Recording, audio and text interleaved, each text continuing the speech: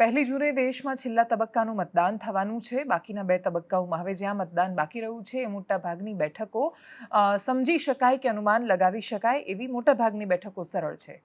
જે 5 તબક્કાનું પૂરું થયું છે મતદાન, એની અંદરથી ઘણો બધો અંદાજો સામે આવી ગયો છે અને પહેલી જૂનની જાણે કોઈને પ્રતીક્ષા ન હોય એમ પ્રશાંત કિશોરથી માંડીને યોગેન્દ્ર યાદવ સુધીના નેતાઓ જે સેફોલોજિસ્ટ પણ છે સાથે સાથે એમના કહેવા પ્રમાણે એ લોકો પોતાના અનુમાનો વ્યક્ત કરી રહ્યા છે. પણ એ અનુમાનો પરથી પણ એટલું સમજાય છે કે બધા જ લોકો દાવો કરે છે દેશની ચૂંટણીને સમજવાનો. ચૂંટણી એટલી સરળ રહી જ નથી કે તમે એને સામાન્ય રીતે સમજી શકો. નમસ્કાર, આપની સાથે હું દેવાંશી. ચૂંટણીને જો તમારે 360 ડિગ્રીએ સમજવી હોય તો તમે દેશના સામાન્ય માણસને સમજવાનો પ્રયાસ કરો. પણ એ પ્રયત્ન હોય. કોઈ વ્યક્તિ ક્યારેય એવો દાવો નથી કરી શકતો કે એણે ભારતના લોકતંત્રને કે એની નાડને પારખી લીધી છે.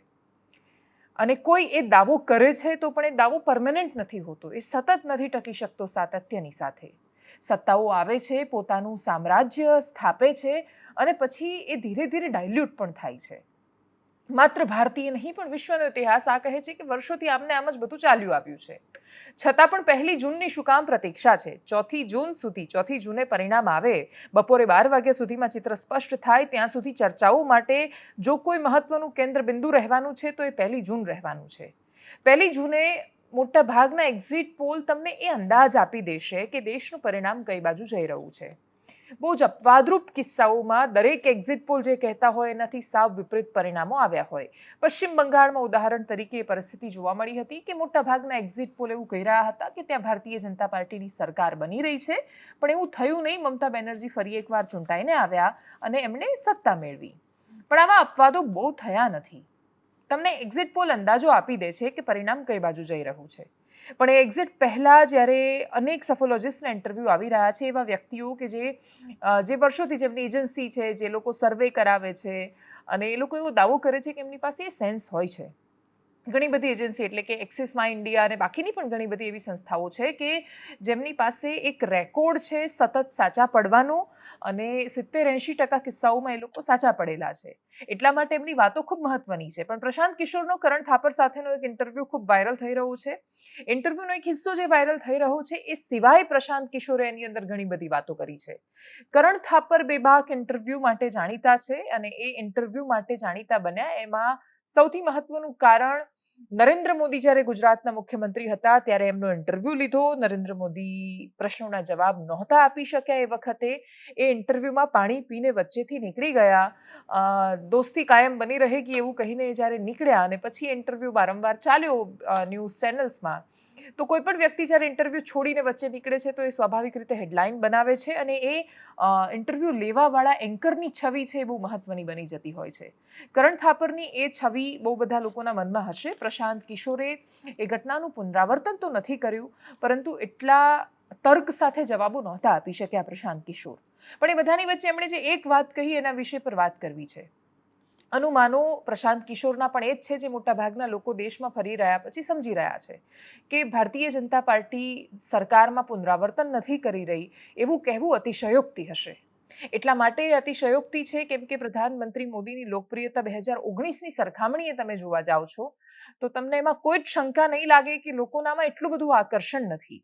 એનું કારણ એમ પણ સાથે હકીકત એ છે કે લોકોને કોઈ ચીડ નથી એમનાથી, લોકોને નફરત નથી અને લોકો એમના ઓપ્શનમાં બીજા કોઈને જોઈ નથી રહ્યા એ પણ હકીકત છે. એટલું બધું આકર્ષણ અથવા તમને એ વેવ ન દેખાય તરતી એનું સૌથી મોટું કારણ કદાચ મોનોટોની પણ છે. તમે સતત એક વ્યક્તિને એક જ પ્રકારના ભાષણ સાથે વારંવાર સાંભળો તો એ ન જ જોવાય.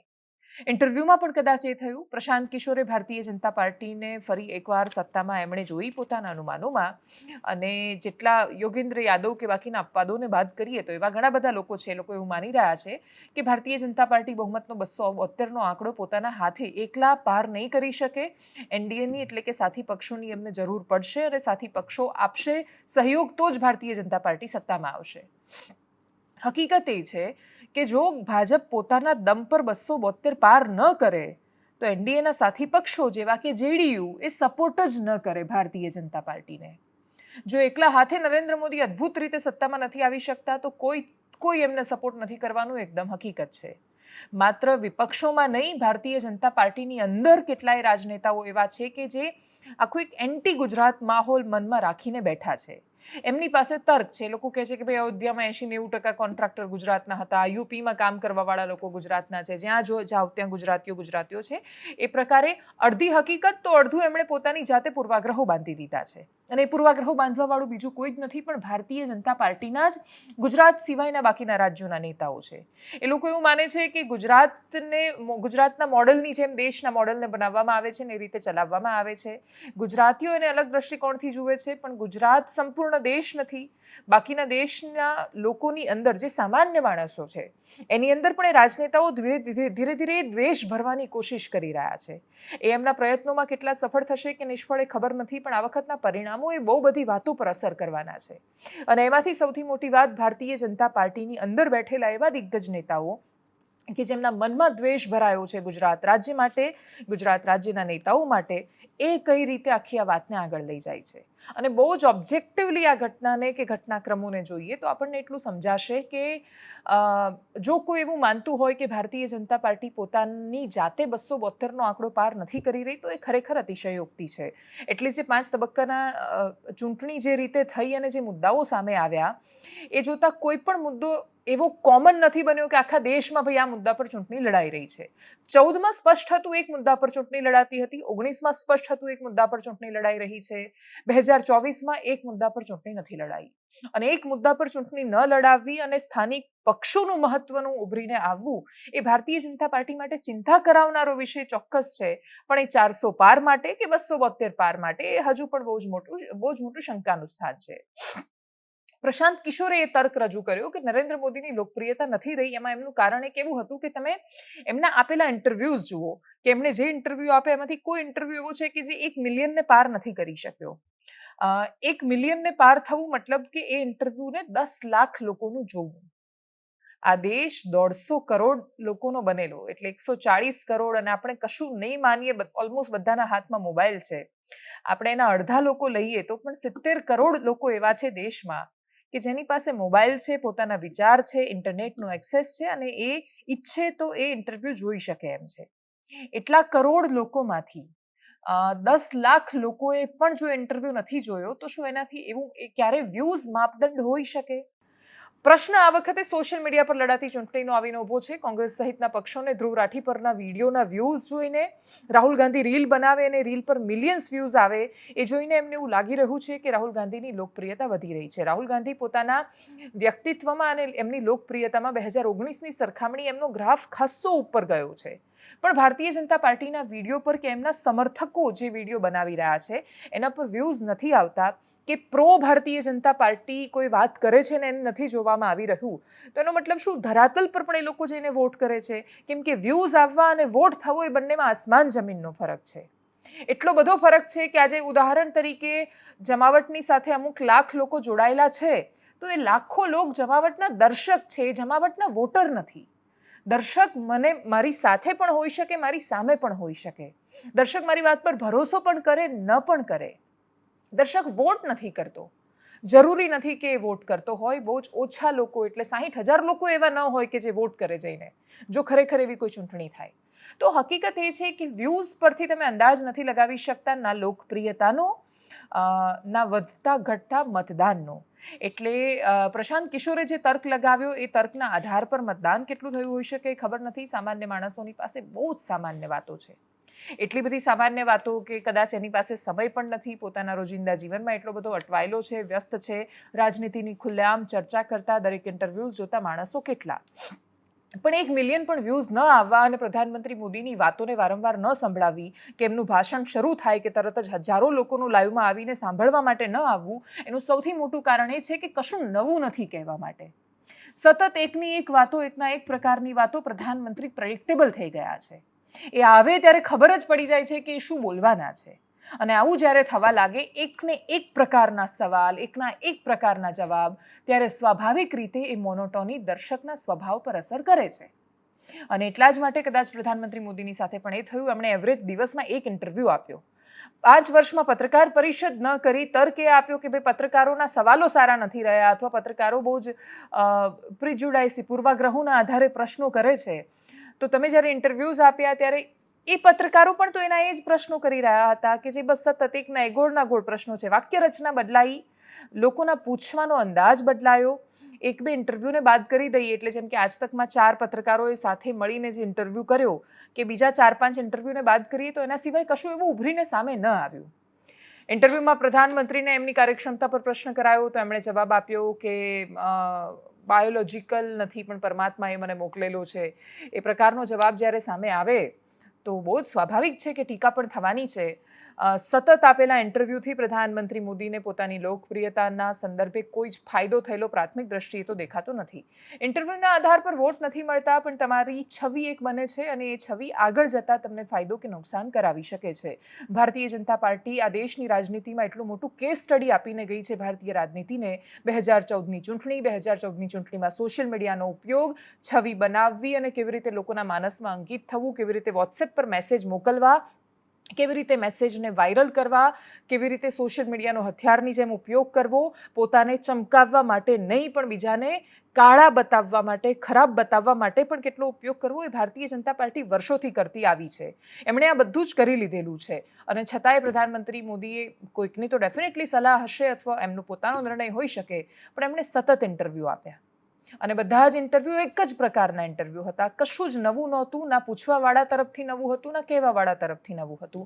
અને કદાચ એનું જ એક પરિણામ એ હોઈ શકે કે પ્રશાંત કિશોર અથવા એમના સિવાયના ઘણા બધા લોકો એવા છે કે જે કહી રહ્યા છે કે ભાઈ 1 મિલિયન વ્યૂઝ નથી આવી રહ્યા મતલબ પ્રધાનમંત્રી મોદીની લોકપ્રિયતા નથી.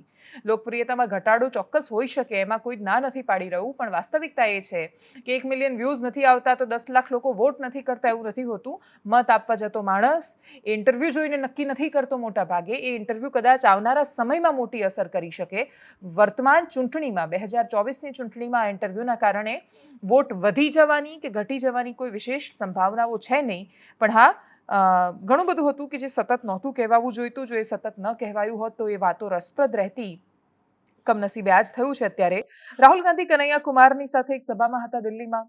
પરમાત્માવાળી વાત પર એમણે ખૂબ પ્રહારો કર્યા. કનૈયા કુમાર પણ મંચ પર હતા. લોકોને મોજ પડી અને લોકોને મોજ પડે, કાર્યકર્તાઓને મજા આવવી જોઈએ. ચૂંટણીની સભાનો તો આ જ મતલબ થાય છે. બાકી ચૂંટણીની સભામાં સામાન્ય માણસોએ તો વર્ષો પહેલા આવવાનું છોડી દીધું છે. ભાજપની સભા છે તો ભાજપના માણસો છે, કોંગ્રેસની સભા છે તો કોંગ્રેસના માણસો છે. ચૂંટણીની સભા એ કાર્યકર્તાઓના ઉત્સાહ વધારવા માટે છે. ચૂંટણીની સભા એ પૈસા ખર્ચીને માહોલ બનાવવા કે મીડિયામાં હેડલાઇન બનાવવા માટે છે. બાકી સામાન્ય માણસ એ ચૂંટણીની સભામાં જઈને વોટ નથી કરતો.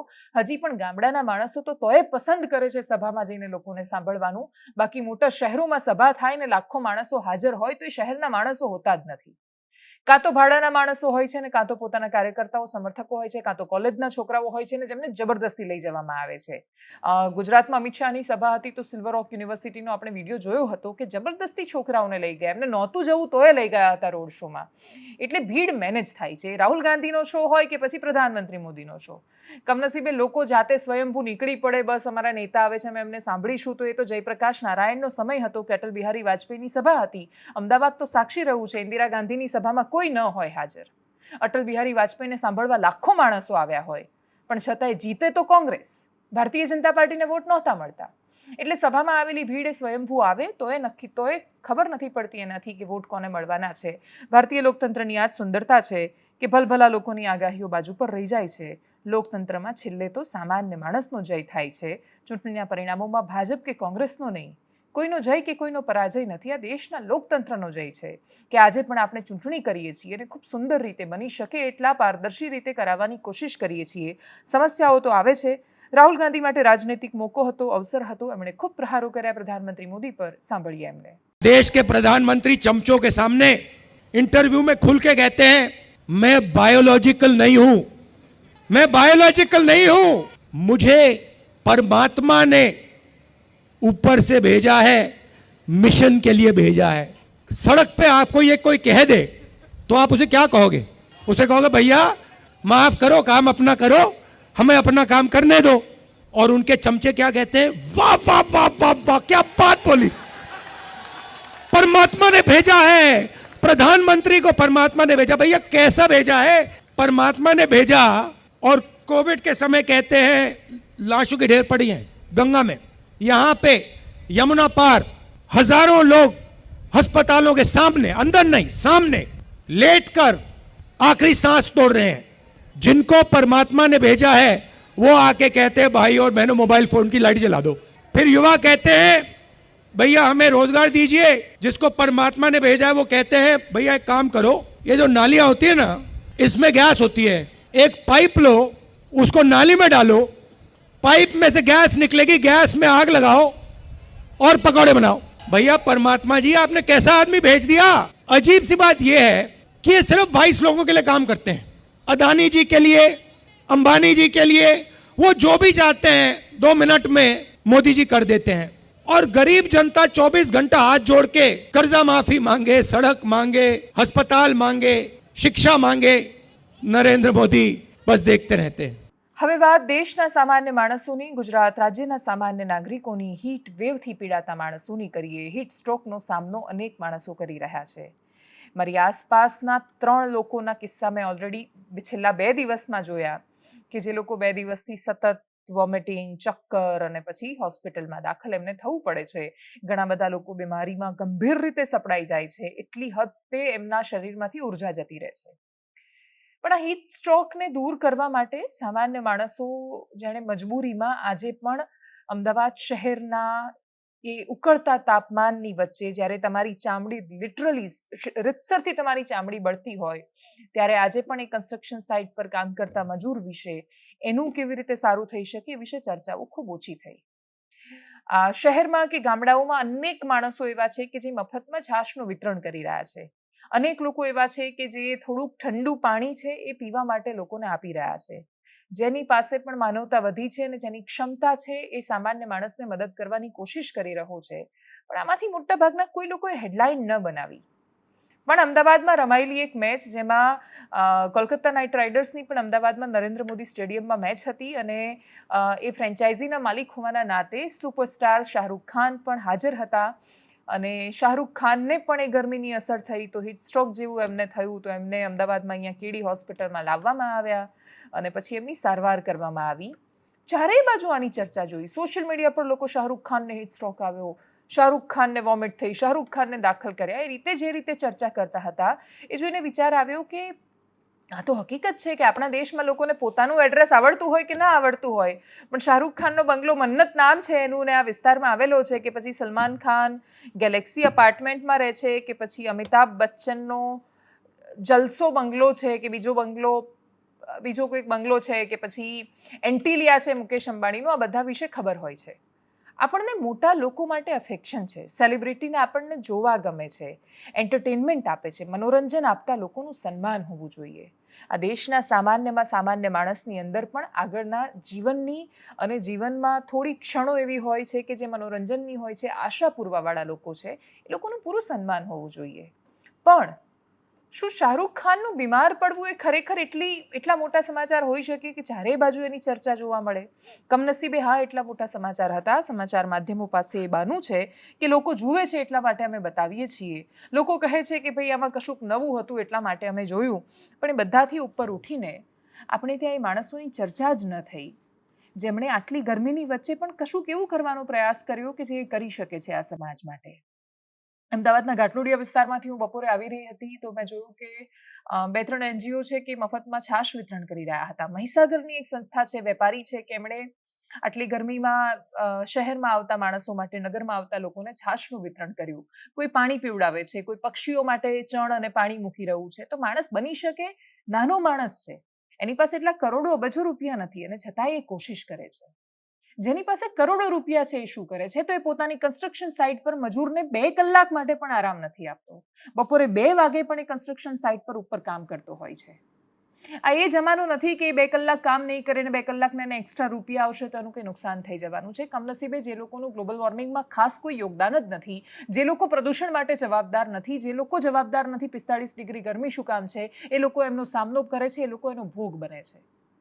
આ કન્સ્ટ્રક્શન સાઇટ પર કામ કરતા માણસો કોઈક બાંસવાડાથી આવ્યું છે, કોઈ ડુંગરપુરથી આવ્યું છે, કોઈ દાહોદથી આવ્યું છે, કોઈ સંતરામપુરથી આવ્યું છે, કોઈ છોટાઉદેપુરથી આવ્યું છે. તમે એમના વિસ્તારોમાં જાઓ એ લોકોએ તો પ્રકૃતિને જાળવીને રાખી છે. બાંસવાડા, ડુંગરપુર આજે ખૂબ સુંદર છે. સંતરામપુરની આજુબાજુ, માનગઢની આજુબાજુના વિસ્તારોમાં જજો, પ્રકૃતિ એનાથી સુંદર તમને ક્યાંય નહીં દેખાય. ડાંગનો વૈભવ છે તો એ તમને આંખે ઉડીને વળગશે.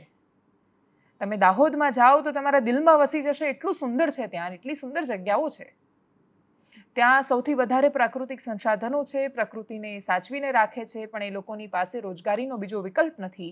એ લોકો જ્યારે અહીંયા આવે છે, મજૂરી કરે છે, ત્યારે અહીંયાનો માણસ એના પર દયા નથી ખાતો. એ મજૂર છે એનો મતલબ એ નથી કે એ માણસ છે. માણસ નથી.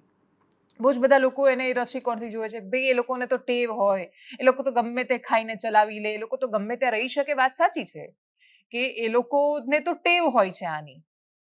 પણ આપણે ત્યાં શાહરૂખ ખાનને ઉલટી થવી સમાચાર બને છે, મજૂરનું મરવું સમાચાર નથી બનતા. એટલા માટે કેમ કે આ માધ્યમોની પાસે એવી દલીલ છે કે સામાન્ય માણસને રસ નથી. સામાન્ય માણસને રસ છે કે નહીં એ તો મને નથી ખબર. કેટલા લોકો જુએ છે આવા સમાચારો એ પણ મને નથી ખબર. પણ એટલી ખબર છે કે મહત્વનું છે. બંને ઘટનાઓ મહત્વની છે. કોઈ બહુ જ મોટા સેલિબ્રિટીનું બીમાર થવું અને હોસ્પિટલમાં લાવવું એ ઘટના છે જ. એની અંદર સમાચારની વેલ્યુ છે જ. પણ છાશ આપતો માણસ પણ સમાચારની એટલી જ વેલ્યુ ધરાવે છે જેટલો કન્સ્ટ્રક્શન સાઇટ પર કામ કરતો મજૂર પણ ધરાવે છે. અને એટલા જ માટે આ સમાચાર બતાવવાનું કે એમની પીડા તમારા સુધી પહોંચાડવાનો આશય માત્ર એટલો છે કે તમારા ઘરના ટકોરે તમને કુરિયર આપવા આવેલો માણસ હોય કે તમારી આજુબાજુ કામ કરતા માણસો એ ભયાનક ગરમીમાં કામ કરે છે. અને એ ગરમી કેવી છે કે ઘરમાં એસી હોય ને પછી બહાર જે મશીન મૂક્યું હોય ને ત્યાંથી જે હવા બહાર આવતી હોય કેટલી ગરમ હોય. તમને લિટરલી દજાડી મૂકે. બસ એ જ વાતાવરણ છે આજે શહેરમાં. બપોરે 2 વાગે બહાર નથી જઈ શકાતું. બહાર જઈએ છીએ તો બીમાર થઈ જવાય છે. ભયાનક ગરમી છે. એ ગરમીમાં આવું કોઈ માણસ દેખાય છે તો બીજું કશું નહીં, આપણે એમને પાણી તો આપીએ. આપણે એમને દયાની નજરથી કે લાચારીની નજરથી નથી જોવાના, પણ આપણી આંખોમાં એમના માટે સન્માન હોવું જોઈએ કે આ દેશના રસ્તા, આપણી આટલી અદ્ભુત મોટી ઇમારતો, આપણા મોટા ભવનો, આટલા મોટા બનતા સેતુ, આપણું જીવન એ લોકો વગર શક્ય નથી. આપણે બીજું કશું જ ન આપી શકીએ એમને તો સન્માન અને પાણી 2 તો આપીએ. અને જો આપણે એટલું પણ નથી આપતા તો આપણે ખબર નહીં આ બધી એ લોકો જે મહેનત કરે છે એને લાયક છીએ કે કેમ. એક દિવસ તો એવો આવશે કે જ્યારે આપણા દેશમાં એટલી તો સમાનતા હશે કે માણસ ચોક્કસ જાતિનો છે એટલા માટે ચોક્કસ કામ નહીં કરતો હોય. એવી અપેક્ષા સાથે અમરેલીમાં આટલી તો નહીં, આનાથી ખાસી ઓછી, પણ છતાંય ભયાનક ગરમીમાં કામ કરતા ખેત મજૂરો સાથે જ્યારે અમારા પત્રકારે વાત કરી હતી, એમના બાળકોના હાથ જોયા હતા, તો એ જે કરુણા હતી એ કરુણા તમારા સુધી પહોંચાડવી છે. અને દયા માટે નહીં, તમારે એમના પર દયા ખાવાની તો બિલકુલ જરૂર નથી. એ બહુ જ મજબૂત છે. એ દયાના અધિકારી પણ નથી, પણ એ સન્માનના અધિકારી છે. એ તમે પાણી આપો એટલા તો અધિકારી છે. તમે એમને નફરત ન કરો અથવા કોઈ પૂર્વાગ્રહોના આધારે એમની સાથે ખોટું વર્તન ન કરો એના અધિકારી છે. અને એટલે તમે એમને જ્યારે ક્યારેય પણ હવે રસ્તા પર જતા જુઓ તો એમને એ નજરે તો જોજો કે જો આ લોકો મહેનત ન કરતા હોત તો તમારી કે મારી તાકાત તો છે નહીં કે અમદાવાદની 45 ડિગ્રી ગરમીમાં 9મા માળ પર ચડીને ચણતર કરીને બતાવો, ઈંટનો ભાર ઊંચકીને બતાવો. જે માથા પર ઈંટનો ભાર છે એ તો સમજી શકવાનો છે. એક તગારું ઊંચકીને તો બતાવો. હાથ દાજી જશે, કંઈ કરી નહીં શકીએ. તો મર્યાદાઓ પોતાની સમજીને સામાન્ય માણસની રિસ્પેક્ટ કરતા તો શીખીએ. જોઈએ એ રિપોર્ટ કે જેમાં અમરેલીના એ સામાન્ય માણસો સાથે વાત કરવામાં આવી હતી.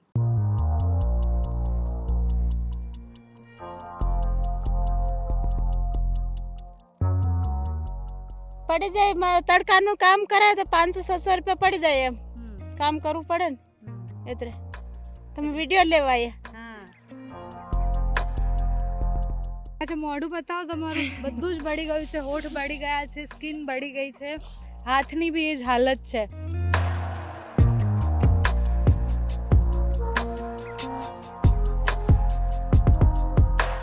પોતાનું પેટનું કરવા માટે અને પેટનું ખાડો પૂરવા માટે કામ કરતા હોય છે લોકો. કાંઈ નથી કરતા સરકાર.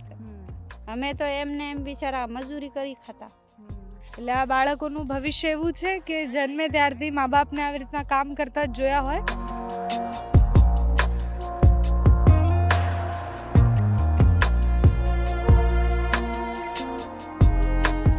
એમનું ભવિષ્ય અલગ નથી જોતા કે એ મોટા કંઈક બને, કંઈક મોટું થાય. એ તો જોઈ છે પણ એટલે અમારા લોકોને કાં ભવિષ્ય મોટા થઈ રહેશે.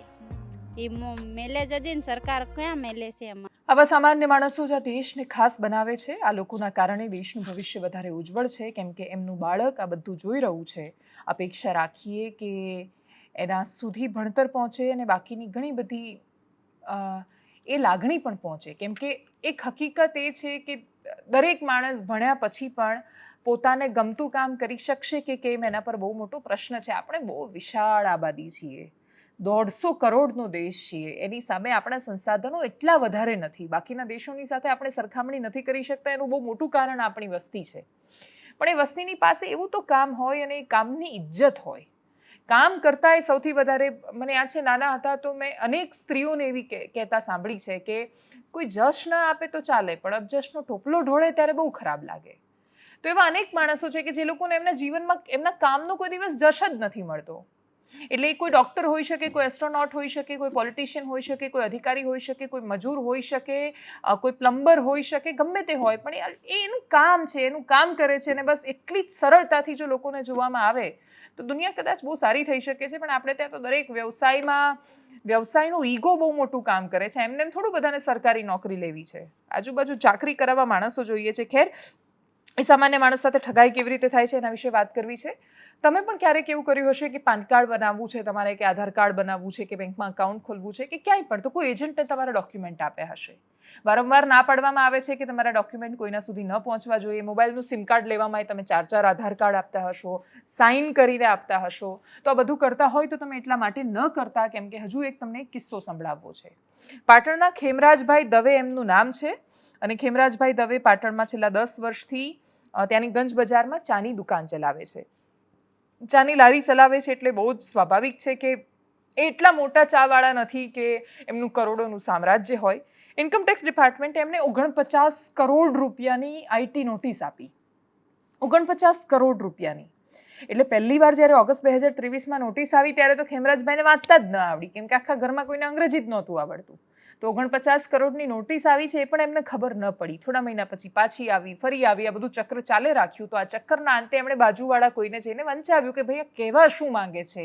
ત્યારે તો એમને ખબર પડી કે એમના પર 49 કરોડ રૂપિયાની ઇન્કમટેક્સની નોટિસ આવી છે. તમે આટલું સાંભળ્યા પછી એવું માની જ લીધું હશે કે ઇન્કમટેક્સ ડિપાર્ટમેન્ટવાળા તો ચોર જ છે ને બસ એ તો આમ જ કરે છે. તો વાંક ઇન્કમટેક્સવાળાનો હતો જ નહીં. આઈટી ડિપાર્ટમેન્ટે તો ખરેખર ખેમરાજભાઈને નોટિસ આપી હતી કેમ કે એમના નામ પર કરોડોના ટ્રાન્ઝેક્શન બોલતા હતા. કેસના ઊંડાણમાં ગયા તો ખબર પડી કે અલ્પેશ પટેલ અને વિપુલ પટેલ નામના એજન્ટ પાસેથી એમણે વર્ષો પહેલાં એમની પાસે જ્યારે પાન કાર્ડ નહોતું અને અકાઉન્ટને પાન કાર્ડ સાથે લિંક કરાવવું બહુ ફરજિયાત થયું ત્યારે પાન કાર્ડ બનાવવા માટે પોતાના બધા જ ડોક્યુમેન્ટ સાઇન કરીને આપ્યા હતા. અલ્પેશ પટેલ અને વિપુલ પટેલે એમને પાન કાર્ડ તો બનાવી આપ્યું, પણ પછી એમના નામ પર ઘણા બધા અકાઉન્ટ ખોલવામાં આવ્યા અને એ બેંક અકાઉન્ટમાંથી કરોડો રૂપિયાના ગેરકાયદેસર વ્યવહારો કરાયા. એ વ્યવહારો 2014માં 16માં અનેક વર્ષોમાં થયા અને કરોડોના ટ્રાન્ઝેક્શન એ વ્યવહારો ચાલતા રહ્યા. ખેમરાજભાઈ પોતાની ચાની લારી ચલાવતા રહ્યા. એમને ખબર ન પડી જ્યારે આઈટીની નોટિસ આવી ત્યારે એમની પાસે કહેવા માટે ખાસ કશું હતું નહીં. એમણે જ્યારે આ અલ્પેશ પટેલ, વિપુલ પટેલ એજન્ટનો સંપર્ક કર્યો ત્યારે એ લોકો ફરાર થઈ ગયેલા હતા. જે તે સમયે એમને મારવાની પણ ધમકી આપી અને પછી એ પણ કહ્યું કે નહીં તો ખોટા કેસમાં તને ફસાવી દઈશું. આ કેસમાં હજુ આગળ વિગતો આવશે. ઇન્કમટેક્સ ડિપાર્ટમેન્ટે 49 કરોડ રૂપિયાની વસૂલી કેવી રીતે કરે છે અને સૌથી મોટી વાત, આટલા કરોડોના ટ્રાન્ઝેક્શન એમણે કયા ધંધાના આધાર પર કર્યા હશે કોઈ માહિતી નથી. પણ આ કિસ્સો એટલા માટે હું તમને કહી રહી છું કેમ કે સામાન્ય માણસમાં જાગૃતિની બહુ જરૂર છે. આપણી પાસે મોબાઈલ છે, ઓટીપી છે, દરેક લોકો ફેસબુક, ઇન્સ્ટા વાપરવા માંડ્યા છે તો બેંકમાં અકાઉન્ટ પણ છે. આપણે ઓટીપી આપીએ છીએ અને પૈસા કપાઈ જાય છે. સાયબર ફ્રોડ ભયાનક થઈ રહ્યા છે, બહુ ભણેલા માણસો સાથે પણ થઈ રહ્યા છે. તો સાયબર ફ્રોડના જમાનામાં તમારું ડોક્યુમેન્ટ તમે જ્યારે કોઈને આપો છો, અને બીજું કે આપણે એ એજન્ટ બીજા કોઈ હોતા નથી, આપણી આસપાસના માણસો હોય છે. આપણે એમના પર ભરોસો કરીને એમને રૂપિયા આપીએ છીએ અને ઠગવાવાળાના માથા પર તો લખેલું નથી હોતું કે ભાઈ એ ચોર છે અને એટલા માટે માણસો ભરોસો કરી લે છે.